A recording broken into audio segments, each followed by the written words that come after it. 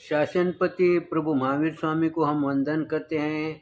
सभी गुरु भगवंतों को तिकोतों के पाठ से वंदन करते हैं। श्रद्धावान भाई और बहनों, आपके अंदर विराजित आत्मा को माजलगांव से सुभाष कोठारी का सादर प्रणाम, सादर जय श्री। उत्तराधायन सूत्र के तीसरे वर्ग पर ये मेरा 17वां वीडियो है। कल हमने 15वें गाथा का वर्णन देखे थे, अब 16वां गाथा का देखेंगे।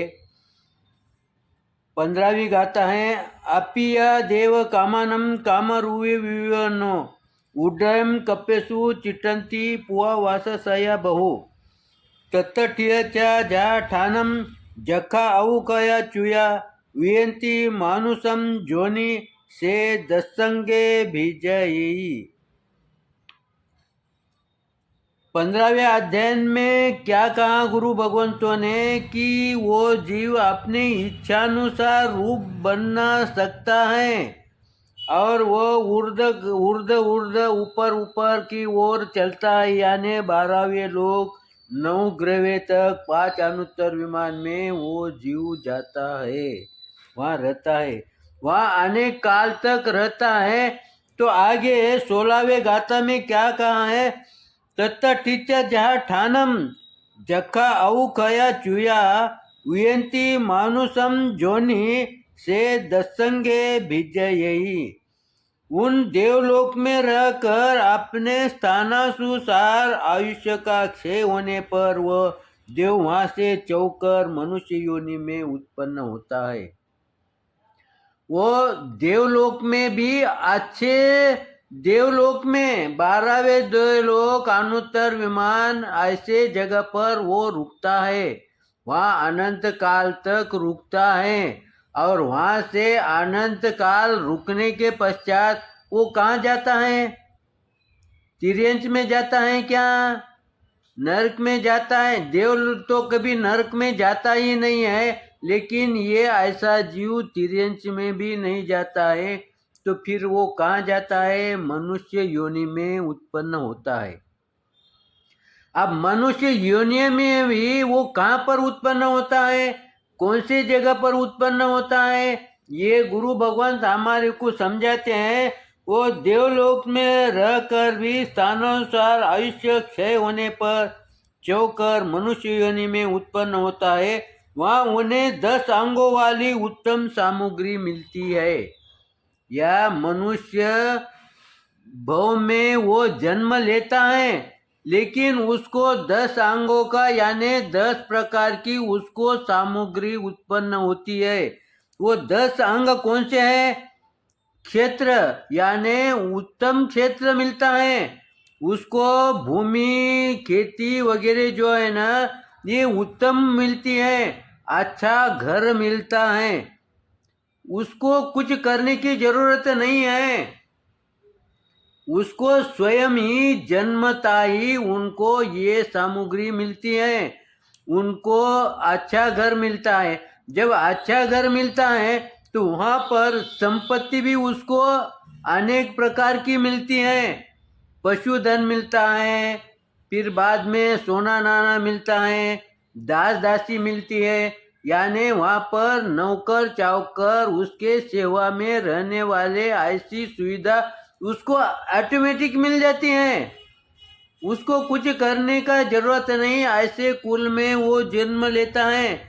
ये 4 प्रकार की है। उसके पश्चात उसको अच्छे मित्र मिलते हैं, ज्ञान मिलता है, मान मिलता है, यानी ज्ञान के लिए भी उसको वो वातावरण मिलता है। आज हम देखते हैं हमारे को ज्ञान लेने का है तो हमारे को वातावरण नहीं मिलता, हम आगे बढ़ना चाहते हैं लेकिन वो वातावरण नहीं मिलता है, फिर भी हमारे को पुरुषार्थ करना पड़ता है। आज हम देखते हैं स्वाध्यायी भाई अनेक जगह पर जाते हैं, लेकिन किसी किसी को अगर अच्छा वातावरण नहीं मिला तो वो आगे बढ़ने में उसको रुकावट आ जाती है। भले ही वो आगे बढ़ेगा लेकिन थोड़ी उसको रुकावट आती है, लेकिन अगर उसको वैसा वातावरण मिला तो वो इमीडिएट अधिक तीव्र गति से वो आगे बढ़ता है, और इसमें जो सहायक बनता है उसका पुण्य का बंध होता है, और जो आगे बढ़ने में गतिरोधक बनता है वो पाप का भागीदारी होता है। उसने कुछ नहीं किया, लेकिन इनडायरेक्ट उसने उसको वहां रोका, उसके ज्ञान को रोक दिया, तो वो उसका निमित्त बन गया। लेकिन उसके ज्ञान के लिए प्रोत्साहन मिले ऐसा अगर वातावरण उसने निर्माण करके दिया, तो उसने कुछ नहीं करते हुए भी उसको पुण्य का बंध हो गया, उसका साता वेदनीय कर्म का बंद हो गया। आगे क्या कहते हैं, उसको उच्च गोत्र मिलता है, उसको नीच गोत्र नहीं मिलता है। ये उच्च गोत्र क्या करता है, उसको कैसा सहायक बनता है? उच्च गोत्र उसको, जैसे अगर समझो किसी कसाई के घर पर अगर उसका जन्म हुआ, तो उसको जन्मता ही उसको हिंसा देखने को मिलती है, हिंसा करने के उसके वो सब आयुध मिलते हैं, उसको सब सामग्री मिलती है।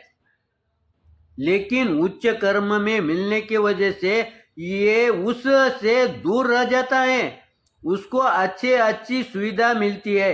अब यहाँ पर अगर समझो उच्च गोत्र मिल गया, तो उसका ऑटोमेटिक हिंसा के कितने पाप घट गए।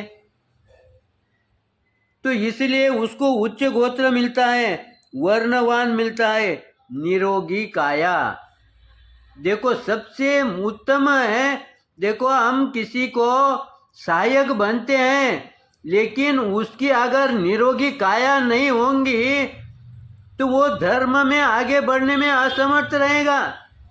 हम देखते हैं कई जने तपस्या करने में आगे नहीं बढ़ते, क्योंकि उनको व्याधि है। बहुत से ज्ञान हासिल करने की तीव्र इच्छा होती है, लेकिन उसको ज्ञान याद नहीं रहता। कोई भाई उसका ज्ञान बढ़ने के लिए सहायता करता है, सहायक बनता है, फिर भी उसका शरीर उसको साथ नहीं देता। अब यहाँ पर गुरु भगवंत कहते हैं खाली धर्म में ही उसका निरोगी काया साथ देती है क्या? व्यवहार में भी उसको निरोगी काया अगर होंगी तो उसका व्यवहार निश्चित रूप से अच्छी ढंग से चलेगा, सुदृढ़ ढंग से चलेगा, उसको कोई भी काम करने में उत्साह आएगा। फिर वो संसारी काम रहो चाहे आध्यात्मिक काम रहो, यहाँ पर उसका संसारी काम भी उसका अच्छे ढंग से कम समय में अच्छा बनेगा, और जब उसका संसारी कार्य कम समय में अगर अच्छा बना तो उसका मन प्रफुल्लित होगा, मन शुद्ध होगा, और जहाँ मन शुद्ध होगा है वहाँ गुरु भगवंत कहते हैं धर्म टिकता है। फिर ऐसे वातावरण मिलने के वजह से उसको अच्छी सामग्री मिलने के वजह से, उसको पूरक सामग्री मिलने के वजह से उसकी धर्म के प्रति रुचि बढ़ती है। और कहीं कोई चीज की कमी होंगी तो उसको उस चीज की पूर्तता अनायास ही कोई भी भाई कर देता है, कोई भी भाई उपलब्ध कर देता है। हम अभी कभी कभी कहीं जाते हैं तो स्वाध्याय के हिसाब से जब जाते हैं उस समय वो भाई हमारे को क्या करता है, एक किताब दे देता है। क्यों देता है? कि वो उसको सहायक बनेगी। जो भाई मांगने के पश्चात भी किसी को ज्ञान की किताब नहीं देता, वो कहता है ये मेरे काम की है, लेकिन कोई उसका उपयोग करने वाला मिलता होगा, उस समय उसके आंतरिक भाव जगते हैं, और वो कहता है कि मेरे को ये किताब मैंने अच्छी ढंग से तो पढ़ ली है, फिर भी मैं और भी उपलब्ध करूँगी, लेकिन इन भाई को मैं अगर ये किताब दूं तो इसकी आराधना के लिए, इसके ज्ञान के लिए ये काम आएगी, और ये काम आएगी तो उसके लिए उसको आगे बढ़ने के लिए सहायक कौन बना? वो भाई बना। उसने सिर्फ किताब दी, जो किताब उसको किसी ने तो भी दी, वही किताब उसने किसी और को दी, तो इसमें उसका पुण्य बढ़ा है कि नहीं। और ये सब उसको कब प्राप्त हुआ, जो किताब मांगने के पश्चात भी नहीं मिलती, उस भाई को बगैर बोले वो किताब मिलती है। ये काय का परिणाम है, ये उसका पुण्य संचय का परिणाम है। इसीलिए यहाँ पर 10 बातें कही है, उसमें के 5-6 बातें का हमने चिंतन किया है। समय को देखते हुए यहाँ पर हम रुकते हैं। मेरे कहने के अंदर कुछ गलत आया होगा तो आप क्षमा करेंगे, सही आया होगा तो लाइक करेंगे, शेयर करेंगे। इसी आशा के साथ ओम शांति।